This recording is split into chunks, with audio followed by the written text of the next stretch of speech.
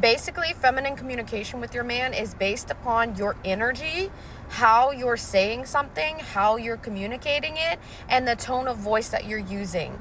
Because basically anything that you want to land with him can be easily taken into consideration if you're using the correct, appropriate tone of voice and the correct energy approaching the thing. So first, basic feminine communication is your body language, the oldest language in the book, your energy, like how you're approaching a conversation and a communication method. You know, are you standing tall? Is there shakiness and uncertainty in your voice? Are you approaching it with a very pursuey or very aggressive masculine energy? Let's say, for example, that your guy says that he's going to pick up the milk at the store tonight after work so that you can bake your cake, right? And he comes home empty-handed.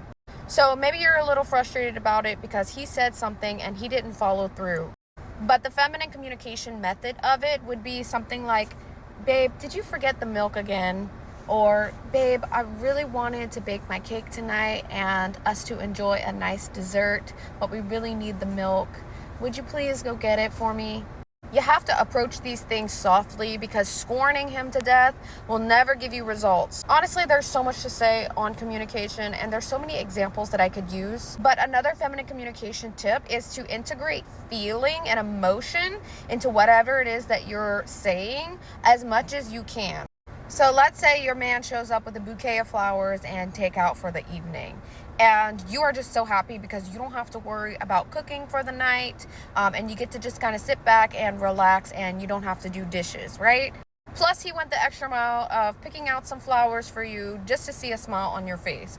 Well, you're feeling very appreciative of it, so you let that appreciation and radiance shine through, and you're like genuinely surprised, and you genuinely feel so grateful, and you just have this huge smile on your face. That's integrating feeling into how you're communicating. And that goes so much further than even saying the words thank you, right? Thank you means nothing if there's no feeling behind it. Or let's say he gets a little heated about something, he feels a little annoyance, he's getting a little emotionally charged up, and you can really sense that in the way that he is communicating with you, right? But maybe that's something that genuinely frightens you because anger is something that is very, very frightening to the female brain. Well, the way that you would show you are scared or a little put off by that is kind of giving these subtle facial cues while also softening your voice, softening your tone, and kind of raising your pitch. So you might say, no, please stop. You're really scaring me. Like how I talk on camera and to teach is a masculine energy, right? Versus how I would talk to a man and a romantic partner. Like that's two totally different pitches in my voice. It's like those little subtle changes and voice pitches and tones that you can implement in order to be, better at your feminine communication. Another huge communication tip, and this is not necessarily feminine or masculine, but just a good communication tip to have in general, and that is listening, okay? Listen without reacting. Listen to understand. Listen, when a guy is telling you a story or something important that he wants you to know, to just kind of help give him the space that, you care and, you want to hear what he has to say. And you're gonna listen to understand, and you're not so quick to react and be emotionally charged up about things. You have to be able to give space to other people's opinions and perspectives and views on things without getting so charged up when it's something that you don't agree with. Don't be overly combative. Don't immediately criticize or shut down his ideas. Receive what is happening in the moment without being so quick to rush into or jump to the next conversation or make it all about you.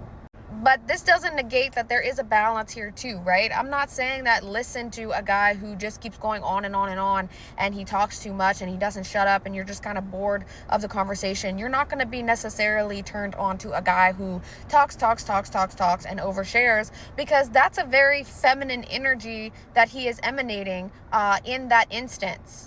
Women share, women talk, women like to vent, women say more words on average on any given day. So, there's a way that you can kind of delicately cut him off if you need to cut him off because you're just bored of the conversation, or you need to just go take care of other things. And like I said, this could be with just about anybody in general. Like, let's say somebody is talking to you while you're trying to do your job, but you need to get back to doing your job, but they just keep going on and on and on, and it's really wasting your time, and you have a certain amount of time to even be in conversation with that person, right? You would delicately kind of cut them off and say, okay, I hope we can finish this conversation later. I got to get back to what I was doing, right? Like I said, this could be a whole YouTube video. There's so much to share, but let's give one more example. Let's say that your boundary is that you don't sleep with men before marriage, but you enjoy dating and you understand how, intimacy and romance works. And you understand that the desire is there and, that men are ultimately chasing after that thing. Well, let's say he makes it very clear that he's attracted to you. He thinks you're hot and sexy. Maybe he makes a move on you or whatever. Or maybe he has sexual innuendo with you or playful sexual remarks, right? But you're just playful about it. Maybe you give like this playful eye roll, or maybe you just laugh, or you give witty remarks back, such as, oh, wouldn't you love to find out? Something seductive and playful without emasculating the sexuality in him. Because if it's not there, then that's a much bigger issue, okay? So you can still hold true to your boundaries while also being playful about these things in a feminine, lighthearted manner. Never be so uptight and never demand what it is that you need.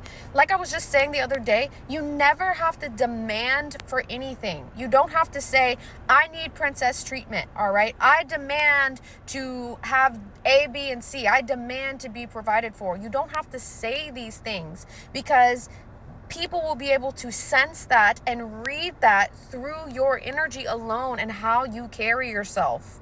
Okay, we're going to go deeper into this on my YouTube, so make sure you're following me there. But I also did just post a video on how your body language affects your man providing and protecting for you, and how you might be standing next to or with him that might affect it as well. So make sure you go check that one out.